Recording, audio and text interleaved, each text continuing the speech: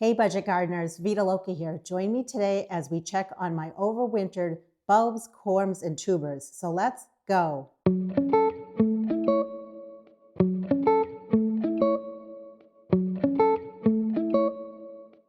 In today's video, I'm not going to show you how to overwinter each of these plants. If you're wondering how to overwinter a dahlia or a canna lily or even a calla lily, I'll put links to those videos down below. What I'll be doing 1 to 2 times a month during the fall, winter, and spring months is checking on different plants that I'm trying to overwinter. In case you missed it, I made a mid-November check-in on potted plants as well as bare root geraniums. I'll put a link to that video down below. This video is going to focus more on checking in on those bare root bulbs. I'm currently sitting in my unheated garage, and this is where I like to overwinter all of my bulbs. You don't need an unheated garage to overwinter your bulbs. You can have a space as long as it's in the right temperature range for that particular plant. That space may be your basement or a cellar. It could be a greenhouse. It could even be a room in your house that stays on the cooler side. The big thing is to know what the plant is that you're trying to overwinter, and then the temperature range that that plant can stay in during the winter months. In other words, there's a lower range. Many times you don't want those bulbs to freeze, but then there's a higher range.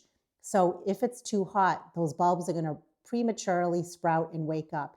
You don't want that to happen. You want those bulbs to stay dormant. Some people store their bulbs in potting soil. Some people take them out of potting soil. There are so many different ways to do it. I'm just sharing the way that works for me. During the coldest parts of my winter, which are usually January and February, my garage does not drop below 40 degrees Fahrenheit. And that's when the outdoor temperatures can drop as low as negative 15 degrees Fahrenheit. So it's actually a nice, cool, but not too cold place for me to store my bulbs. So sitting right next to me over here is a small handheld spray bottle. I love this thing. It works out really well when I'm checking on all my dormant bulbs. If I'm noticing that the bulbs are starting to shrivel, or if I'm noticing that the peat moss, which is what I like to store a lot of my bulbs in, is very dry, I just give the bulbs a slight misting of water, and I'll be showing you how I do that. You don't need to use something like the spray bottle. The big thing is, if you're noticing that the bulbs are starting to get dry, shriveling up, you want to have a way of adding a little bit of water in there. Too much water will rot the bulbs. Too little water will make the bulbs desiccate and dry. And it's going to vary on the different bulbs. A certain plant that's very picky in particular is dahlias. Dahlia tubers will definitely dry up or desiccate if they get too dry. And if they're too wet, they will rot. And then there are other bulbs, you can just leave them alone the whole entire winter and they'll probably be fine. However, I like to give a little bit of water if I'm noticing that things are drying out for peace of mind. I like to store all of my bulbs in cardboard boxes. You could use something like a paper bag. The main thing is whatever you store your bulbs in, it needs to be breathable. I like to store my bulbs in peat moss, but you don't need to do that. You could use something else. I've heard of people using vermiculite. Others have used paper. Some people just store their bulbs in soil. And then I've even heard other people use wood shavings before.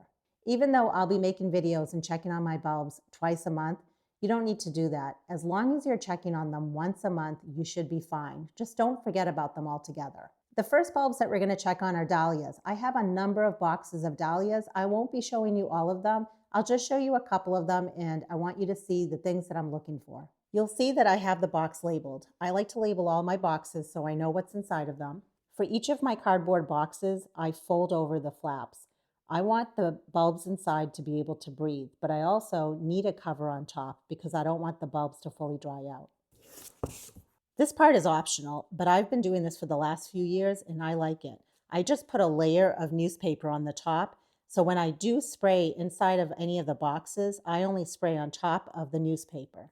My thought process is the water still stays in here and keeps it nice and moist and humid, but it also doesn't get directly on top of the bulbs that are beneath it, which could make them rot.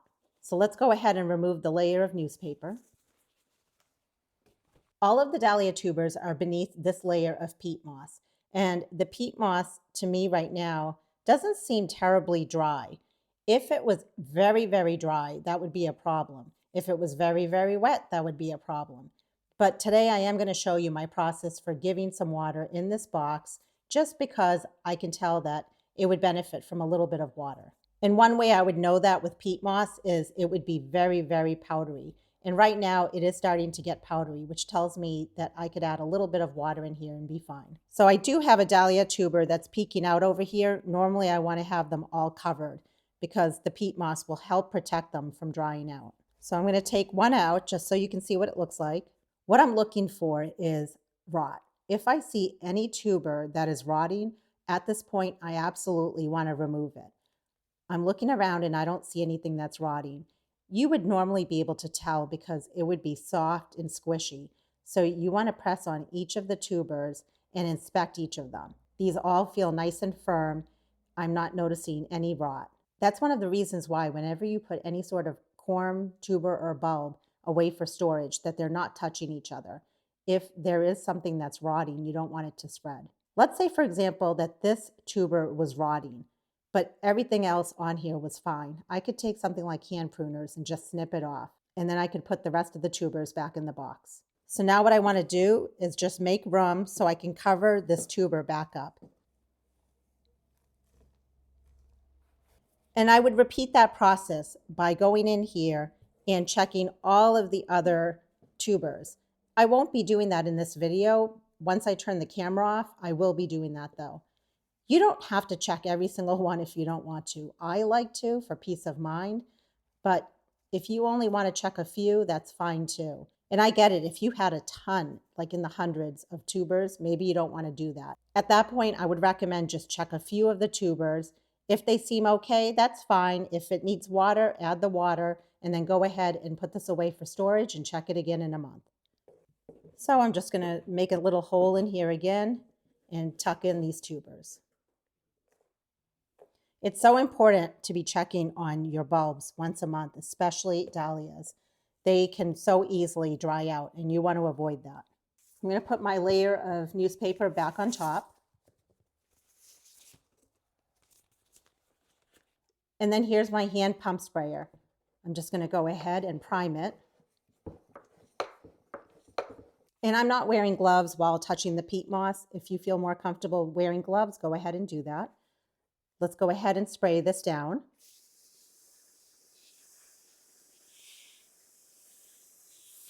And that's plenty of water right there. And again, I like this process of doing it on top of the newspaper. It makes me feel better that the water is not going to be touching all of those tubers that are beneath. In 2 more weeks, we'll check on all the dahlia tubers again. At a minimum, you should be checking your tubers once a month. Now we can close up the box.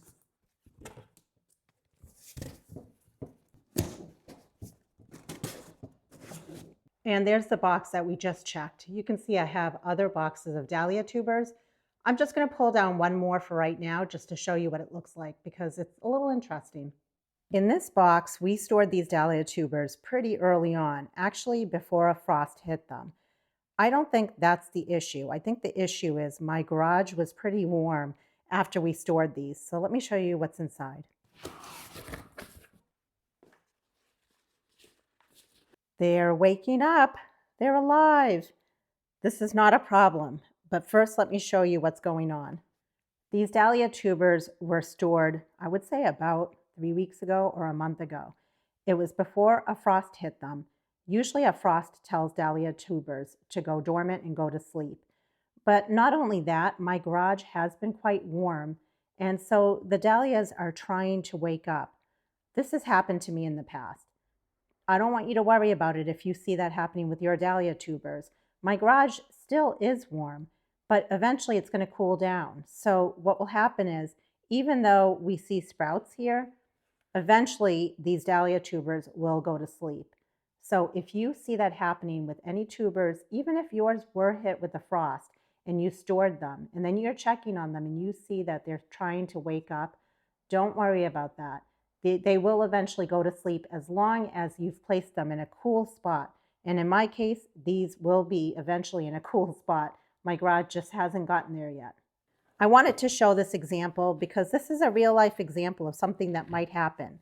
Now, if I put these dahlia tubers for the winter in a room that was, let's say, 60 degrees or 65 degrees, that is a problem. You don't want that because your dahlia tubers will never go dormant. They will always try to sprout and wake up. So I'm not going to cut this off. I'm not going to do anything. I'm just going to leave them as is. I am noticing that the peat moss is very, very dry, so I will be adding water into this box.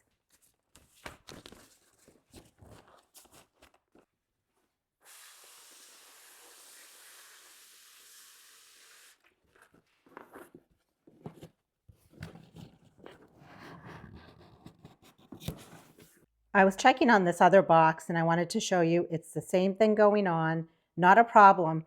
But I will say if I had time, which I don't, but if I did, now would actually be a great time for me to come in and start dividing some of these because it's so obvious where I can make divisions. I have one piece here that's viable. I could come right in and cut right there. And in that case, I would turn this one big clump into two clumps. So there are always benefits if you do see this happening. It's not a bad time to come in and do some divisions because it's very obvious where the eyes are. Next, let's check the Calla Lilies. I have paper on top of those as well. I usually just use peat moss, but I did have some wood shavings left over, so I just mixed it in with the peat moss. We're continuing to do the same thing. We're just making sure that we don't have anything that's rotting. Again, if there was one section that was rotting, and that what I mean by that, it feels mushy or squishy, I could come in, I could try to pull it off, or I could use some sort of knife or pruners and come in and just cut off any section that's rotting. But these feel and look really good. And I'm just inspecting it. That's the bottom right there. And then that's the top. And it's not uncommon that while my garage is still warm right now, when I say warm, it can be 55 degrees, while the outside temperatures during the day are 40 degrees. These might start to slowly wake up a little bit. Again, it's totally okay. They will end up going dormant as soon as the temperatures start to drop in the garage. When I put them in here, I also made sure that they were not touching each other. I have a ton in this box. Some are larger and some are smaller. Here are a couple of small ones. They feel good, they look good, nice and firm. It's amazing how much money you can save when you save your own plants or your own bulbs. I've been doing it for years and I love the process. I think it's just very interesting and it's very satisfying. And everything's looking really good. Just making sure I cover them back up.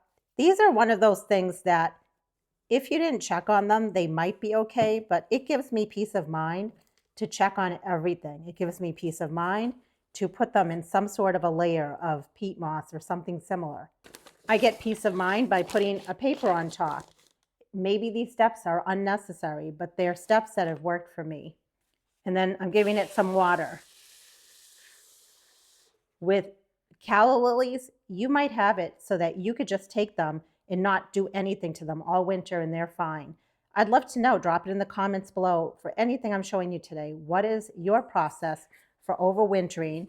How do you do it? Where do you store whatever it is that you're overwintering? And in terms of winter check-ins, do you check in on them? How often? And do you give them water like I'm doing? Or do you do nothing? I'd love to hear what your process is. This can now get stored away and we'll check on them in 2 more weeks. Now let's check in on Canna lilies. When you're working around something like peat moss, you want to be really careful. You don't want to be breathing any of that in. So we have our newspaper here. These Canna lily bulbs are very small. They were just ones that I started from seed, so that's why they're not terribly big. And I also, when I stored them, I didn't come in and clean them up more. So that's why you're not noticing, you're just seeing a lot of roots and you're not seeing as much of the bulb itself. So I just want to pull some of it back so I can show you it. But I'm feeling around and I can feel and tell that they feel good and firm. If I have time, I will come in and probably just clean these up a little bit so I can see them a little better. But what you're looking for is you want to make sure that they're nice and firm. And they feel really good. I have other ones in this box. They're all pretty small. It's the same process though. You're just checking to see if things are dry. And I can tell this is very dry. So we're going to give this water.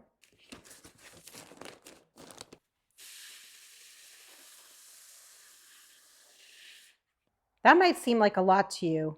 I found that that's plenty, and I like having it, so I just spray the top a fair amount with that newspaper in place.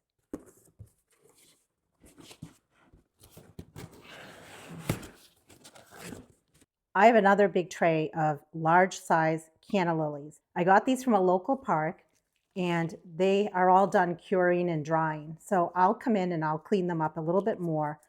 But again, you can see that they look nice and healthy. They're nice and firm. If any of them were feeling soft or mushy, I could just come in and cut that piece off. But overall, they look great. So I'll be storing them a similar way in peat moss in a cardboard box. I'll cover them with paper and I'll label the box. I'll make sure I water the top to start with, and then I'll check on them in 2 more weeks. But look how huge these are. I'm very grateful that I was able to get these. There's some yellow ones as well as some red ones. And now we have some tuberous begonias.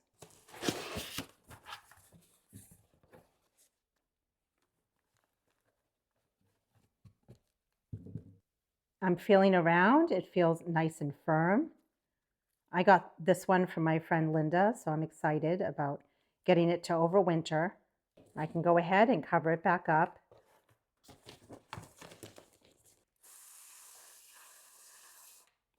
And then close the box.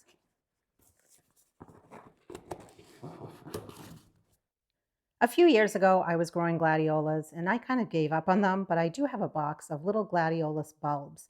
I might as well show you what they look like. I honestly don't know what I'm going to do with these. They're not hardy in my zone, and I'd have to dig them up every single year. But let's take a peek. And it's a whole box filled with baby Gladiolus bulbs.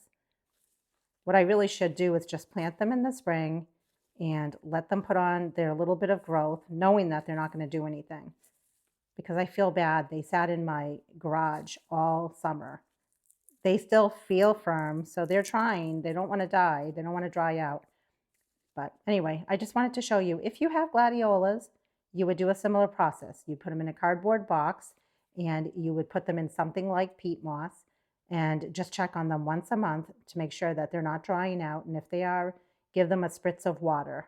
And I prefer, again, to put the newspaper so that when I give them a spritz of water, it keeps things moist and humid without making it too wet on the bulbs themselves.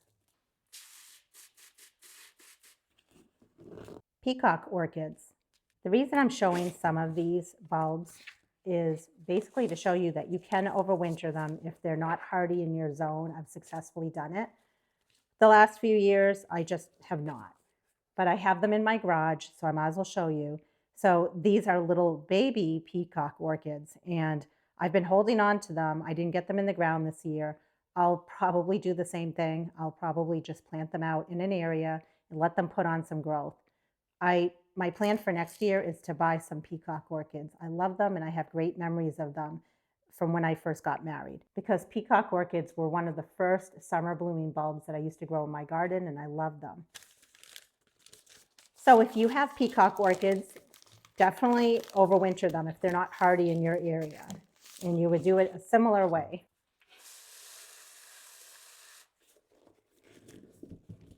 And yes, I showed you the best looking bulbs in the beginning, and I saved the worst for the end. I mean, who wouldn't do that, right? So these are those elephant ears. As many of you know, it's my first year trying to overwinter elephant ears, and I made a big mistake. I left these out when they were drying. I left them in a cold area, and that was in my barn. It was way too cold, so I think I lost them. The babies maybe are viable. I'm not going to give up hope. What I'm going to do, and I haven't done it yet, you can see, I need to pull all the little babies off because they actually feel okay, but again, there's no guarantee. I'm going to take the babies off and I'm going to be overwintering them. I am going to put them in a cardboard box. I'm going to put them with the same process with the peat moss and newspaper. The only difference is I'm pretty sure that these will be going in my basement because my garage drops down to 40 degrees Fahrenheit, and I'm almost positive that's going to be a little too cold for these guys. With the ones in the center, the main big ones, they are a lost cause. You can see that they started molding. But I wanted to show you because I think it's very important to show not just the successes, but the failures and what I learned from, I guess I'll just say my lessons learned rather than it was a failure. My lesson learned was when it comes to elephant ears, you definitely want to cure them in a much warmer area. So I'll see what I can do to salvage these guys, but you never know. I can feel they actually feel pretty firm. So that's the situation with my poor elephant ears. I got them for free, so I had nothing to lose, but I'm not going to give up. I'm going to try again next year. Oh, and no update on those daffodils that I told you I was going to keep in my garage. I anticipate they will end up sprouting way too early, and I'll have to figure out what I'm going to do with them. But as of right now, they have not sprouted yet. I hope you enjoyed this video. Be on the lookout for further videos like this one, and be sure to put it in your calendar to check on your bulbs once a month. That's very important. I want you to be successful with overwintering your bulbs this year. If you have any questions or comments, please drop them down below. And until the next video, make it a great day with gardening.